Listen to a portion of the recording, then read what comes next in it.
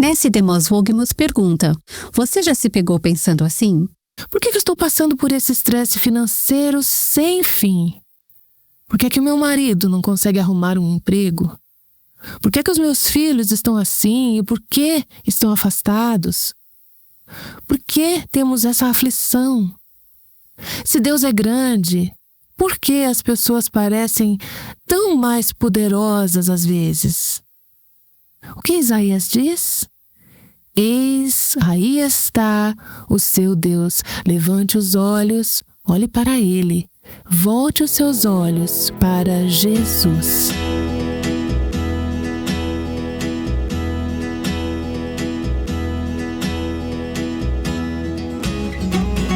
Este é o Aviva Nossos Corações, com Nancy DeMoss Wolgemuth, coautora de Buscando a Deus, na voz de Renata Santos. No último ano e meio, boas notícias têm sido uma mercadoria rara. A solução para más notícias não é apenas pensamento positivo. São autênticas boas notícias baseadas na realidade. E é isso que Nancy tem para você, continuando na série Eis aí está o seu Deus. Se você me pedisse para resumir em uma frase qual é a missão do Aviva Nossos Corações, e Nancy, qual é a missão da sua vida, eu diria que uma forma de expressar isso seria proclamar o Evangelho. Proclamar o Evangelho. O que é o Evangelho? Significa boas novas sobre Jesus Cristo e o seu plano de salvação. Estamos estudando Isaías capítulo 40 e aqui temos uma referência ao Evangelho, às boas novas.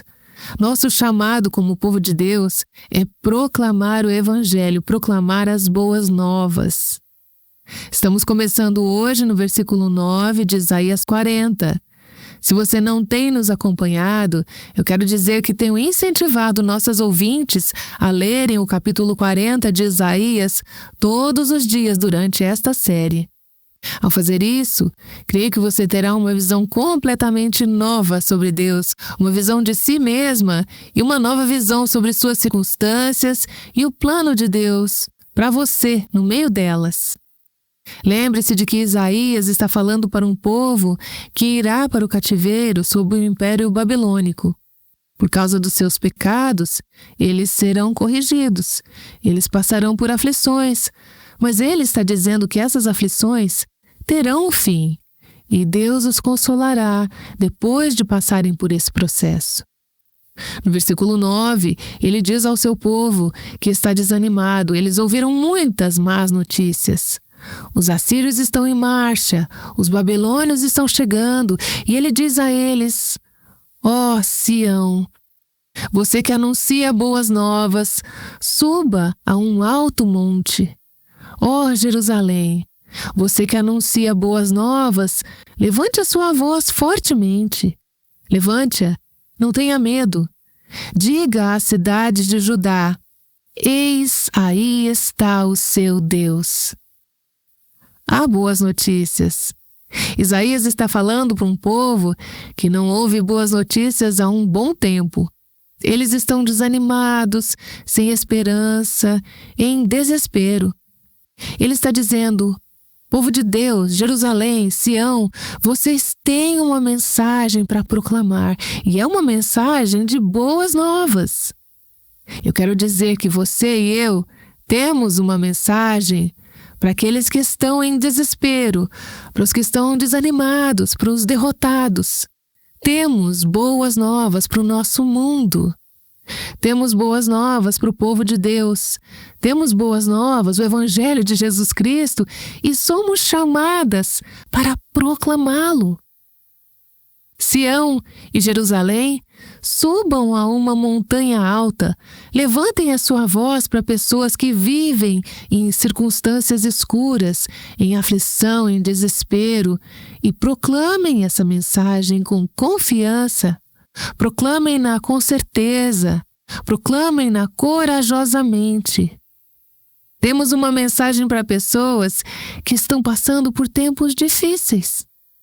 O mensageiro de boas novas é mencionado 2 vezes neste versículo. O mensageiro se refere a alguém que chega trazendo boas novas para uma situação desesperadora, para pessoas que vivem tempos difíceis. Quando olhamos ao redor hoje, vemos tantas pessoas deprimidas, desanimadas. Estão tendo que viver com medicações, estão sem esperança.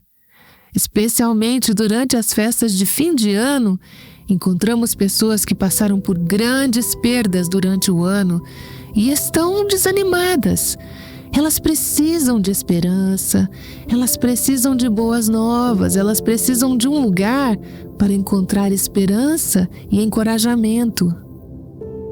Novamente, no contexto imediato no qual Isaías está escrevendo, as boas novas são que o povo de Deus será libertado do cativeiro babilônico.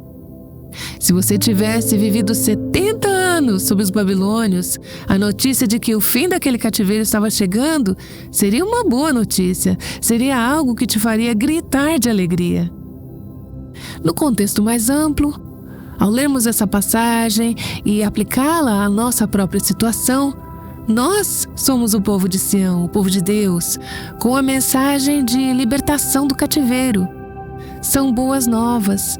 É o evangelho de que Jesus veio para libertar o seu povo do pecado. Qual é a nossa mensagem? 3 palavras. Contemplem o seu Deus. Não olhe para os babilônios. Não olhe para todo o poderio militar deles.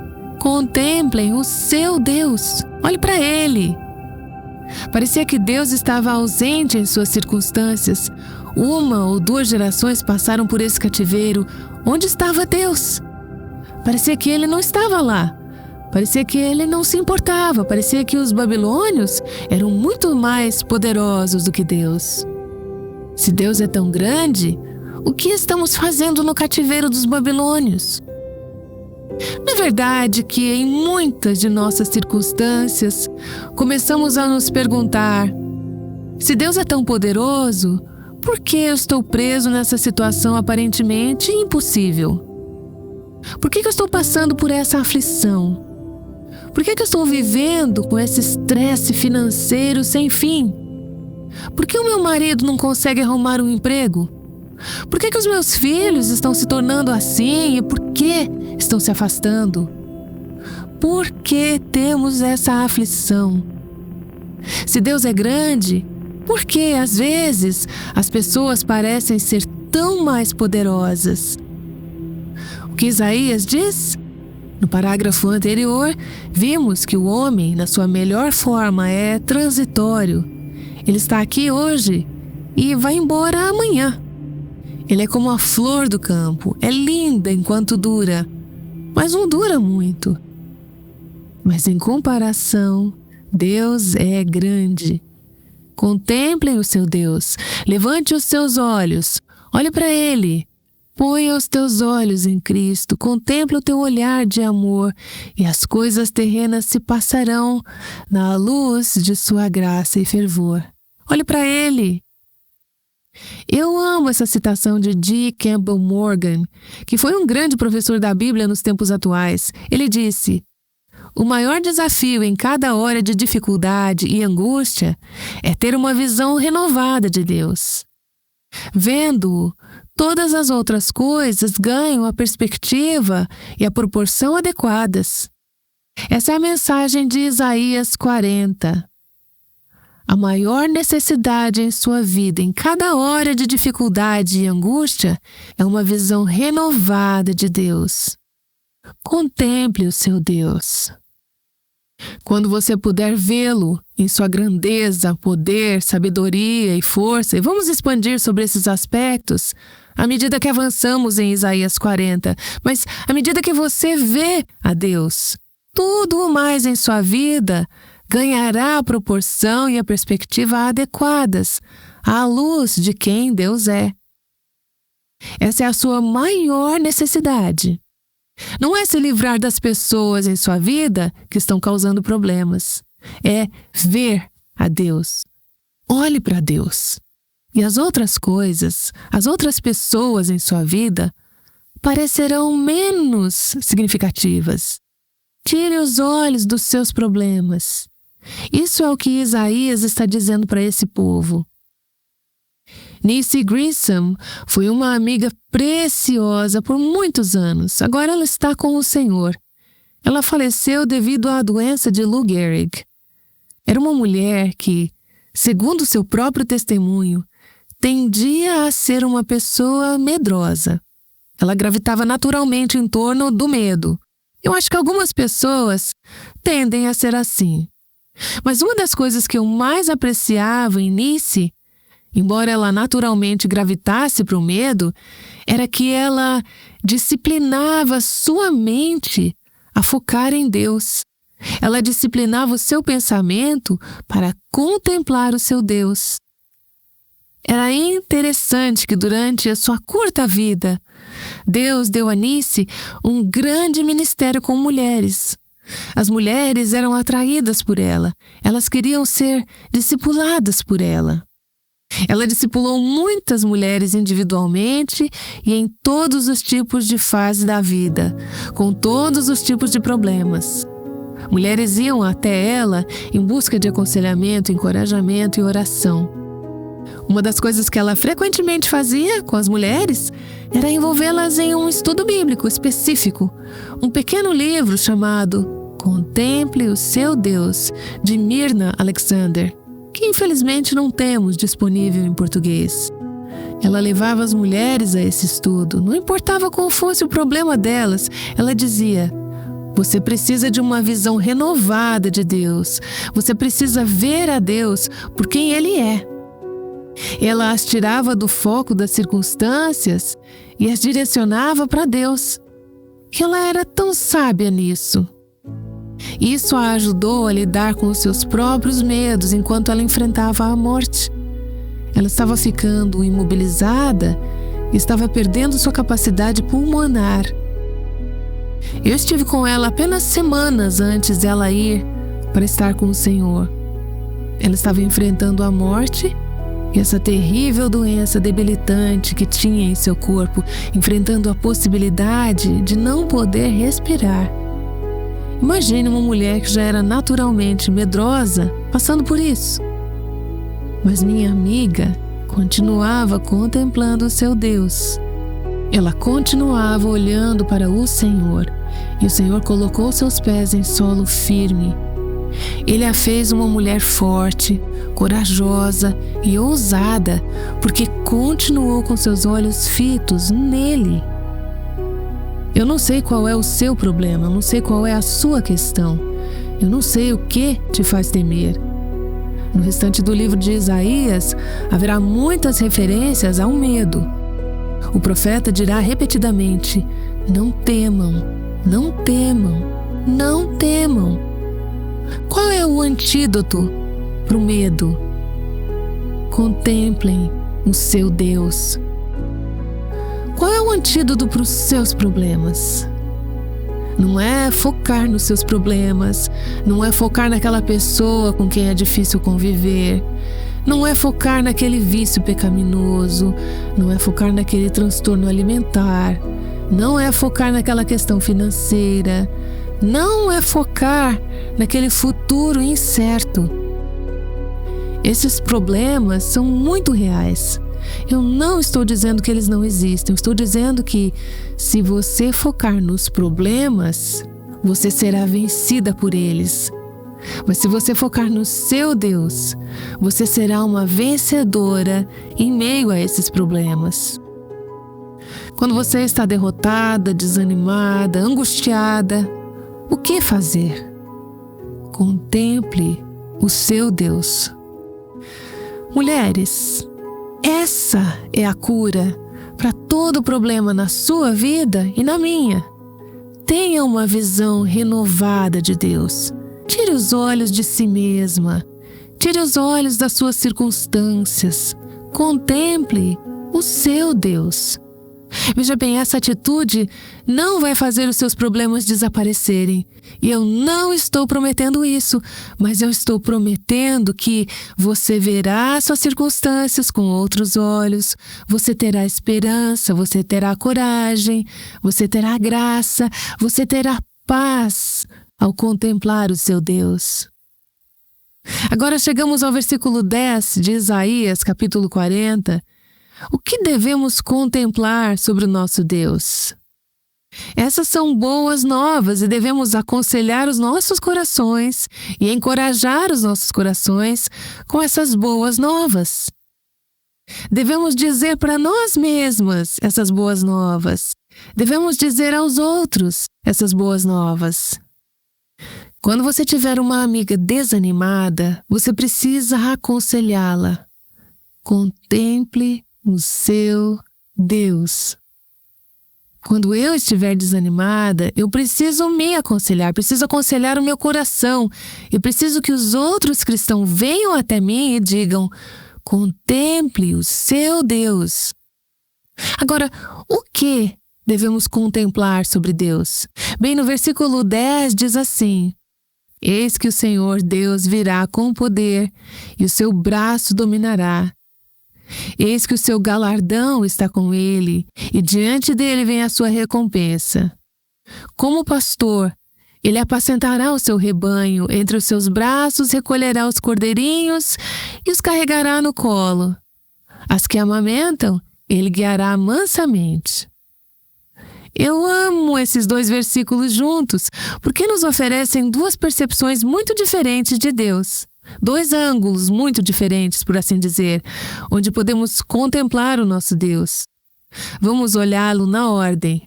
Primeiro versículo 10, eis que o Senhor Deus virá com poder e o seu braço dominará. Essa é uma descrição do poder de Deus. Sim, os assírios são poderosos, sim, os babilônios são poderosos, sim, suas circunstâncias negativas como são, podem ser poderosas, mas quem é mais poderoso? O Senhor é.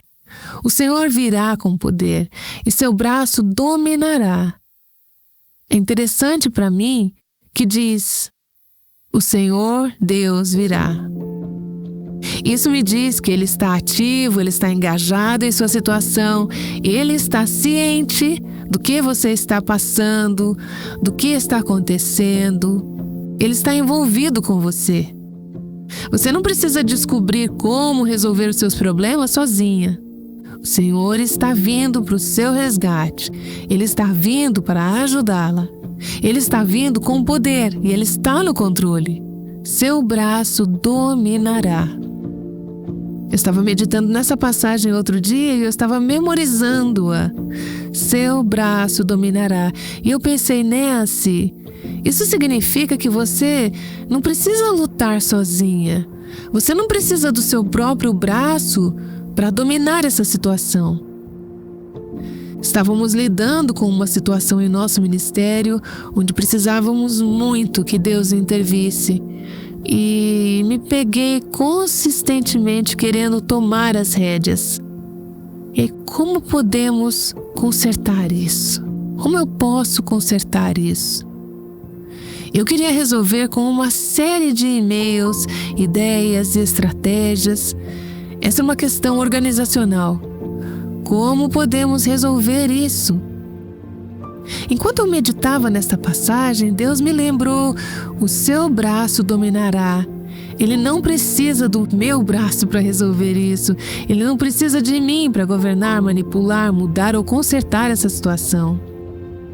Não é a nossa tendência natural de querer consertar as coisas? Queremos governar, queremos consertar o mundo, queremos consertar o chefe, queremos consertar uma situação, queremos consertar. O desafio para o meu coração foi: deixe Deus governar, deixe Deus ser Deus, deixe-o lidar com isso. Por favor, entenda, isso não significa que simplesmente vamos dormir e dizer: acordaremos e Deus cuidará de tudo.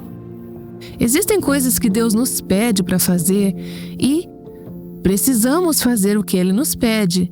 Mas quem é o governante? Quem está no controle? É Deus.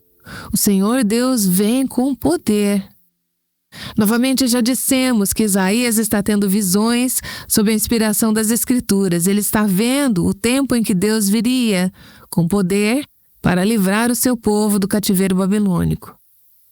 Mas acho que também há uma referência aqui à segunda vinda de Cristo. Quando o Senhor virá naquele grande cavalo branco, ele derrotará todos os seus inimigos. Ele virá como um rei conquistador para reinar e governar.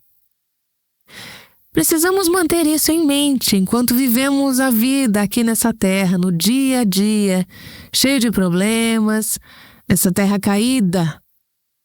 Há um fim para isso. Ele virá com poder, o seu braço dominará. Ele corrigirá todos os erros, ele limpará este mundo bagunçado. Tire os seus olhos da sua pequena parte dessa história. Levante-os e veja o fim da história. Isso ajuda se você souber como ela vai terminar. E nós sabemos como vai terminar. Sabemos que o mal não prevalecerá, que os reis e governantes deste mundo, alguns deles tão maus quanto, não terão a palavra final. Deus terá a palavra final. E Ele é o governante poderoso e soberano, Ele é onipotente, Ele vem com poder. Observe agora a palavra poder. Se você está lendo Isaías 40, todos os dias durante esse estudo, circule as palavras poder, força e potência. Sempre que aparecerem neste capítulo, é um fio condutor. Deus é quem tem todo o poder. Deus é quem tem toda a força. Dependendo da tradução, essas palavras se repetem em todo o capítulo. Quando você se sentir fraca, quando sentir que os poderes ao seu redor, os poderes das trevas, são fortes, lembre-se de quem é mais forte. Ele vem com poder. Seu braço dominará. E Ele é justo. Esse Deus que estamos contemplando, Ele é justo, Ele é reto. Eis que o seu galardão está com Ele, e diante dele vem a sua recompensa. Isso significa que Ele vai recompensar aqueles que agem com justiça. Ele vai recompensar os piedosos. Não se canse de fazer o bem. A seu tempo, você colherá, se não desanimar e desistir. A recompensa dele está com Ele. Servimos ao Senhor Cristo. Ele é quem recompensa. Escute, a sua família pode nunca recompensá-la por todas as formas como você a serve. O seu serviço nos bastidores para a sua família, o trabalho que você faz nos bastidores em seu local de trabalho, as maneiras como você serve em sua igreja. É provável que você nunca vai ver seu nome em um autor ou em um programa de rádio nacional, ou talvez nunca tenha luzes ao redor do seu nome. Mas Deus está trazendo sua recompensa com Ele. Seu trabalho será recompensado e o seu pagamento está diante dele. Isso fala de retribuição. Ele dará aos malfeitores o que eles merecem. Ele virá. Ele punirá os malfeitores. Todos os erros serão corrigidos. No versículo 10, vemos o Deus poderoso, forte, governante, soberano. Contemplem o seu Deus. Agora temos uma imagem diferente de Deus no versículo 11. É o outro lado dessa moeda. É o Deus compassivo, terno, salvador e pastor. Como pastor, ele apacentará o seu rebanho. Entre os seus braços recolherá os cordeirinhos e os carregará no colo. As que amamentam, ele guiará mansamente. Primeiro tivemos o rei conquistador, governante, que vem com poder. Agora o que temos? Um pastor terno. Ele apacentará o seu rebanho. Um Deus pessoal, um Deus que conhece minhas necessidades. Ele me conhece. Ele conhece minhas circunstâncias e Ele se importa. Ele é um Deus pessoal e individualmente envolvido na minha vida. Um grande Deus que se importa comigo. Oh, como esse entendimento traz consolo e encorajamento para o meu coração. Deus se importa, Ele sabe.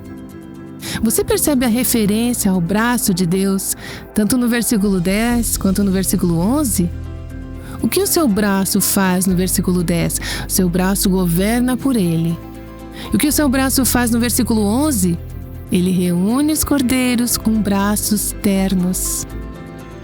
Enquanto eu pensava sobre isso, o fato de que o mesmo braço que governa por ele agora reúne os cordeiros, pensei em um homem muito poderoso. Você já viu talvez alguém que tem muito poder para aprovar uma lei? Ele tem uma assinatura poderosa. Esse é o braço dele que governa por ele, seu braço de autoridade, seu braço de poder. Mas então, esse homem coloca o seu braço em volta da sua esposa e de seus filhos, um braço terno de compaixão, de cuidado pessoal. O mesmo que governa, ternamente nos reúne. Quando estamos fracas, quando estamos necessitadas, Ele nos reúne em seus braços, Ele nos carrega em seus braços, quando não conseguimos andar por nós mesmas. Ele guia suavemente as que estão com crias, aquelas que precisam ser cuidadas de forma particular ou pessoal. Ele é esse pastor terno e cuidadoso. Enquanto contemplamos o nosso Deus nas circunstâncias da vida, levantamos os olhos para aquele que é poderoso. Ele é o Rei, Ele é o governante, Ele é o soberano, Ele é o Deus poderoso. Também levantamos nossos olhos e contemplamos um Deus que é um pastor terno, compassivo e cuidadoso. Ele te carregará em seus braços em qualquer circunstância que a sua vida possa trazer, hoje ou em qualquer outro dia, pelo resto da sua vida.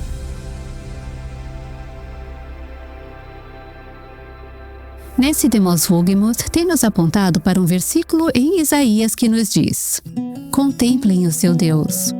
É um comando poderoso e eu amo como a Nancy tem apresentado este estudo de forma tão prática. No Aviva Nossos Corações, queremos ter certeza de que estamos vivendo a mensagem que Nancy acabou de entregar. Sabemos o quão fracas somos e o quanto precisamos da direção e provisão de Deus. Que alegria é ouvir esses testemunhos, dia após dia, de mulheres em muitos países diferentes que estão sendo profundamente impactadas por essa mensagem. Eu sei que você ficaria profundamente encorajada, assim como eu, se pudesse ler esses testemunhos dia após dia. Quando você apoia o Aviva Nossos Corações com uma doação de qualquer valor, você está fazendo a diferença na vida das mulheres ao redor do mundo que estão famintas por Cristo e pela verdade da sua palavra. Mulheres que desesperadamente precisam do que só o Evangelho pode lhes oferecer. Sua doação significa muito. Visite nosso site para informações de como fazer a sua doação ainda hoje. Qual é o maior problema que você enfrenta hoje? Para Deus, essa questão não é problema algum. Encontre consolo no Deus que pode resolver qualquer coisa. Aguardamos você amanhã aqui no Aviva Nossos Corações. O Aviva Nossos Corações é o ministério em língua portuguesa do Revive Our Hearts com Nancy DeMoss Wogemuth, sustentado por seus ouvintes e dedicado a chamar as mulheres à liberdade, plenitude e abundância em Cristo.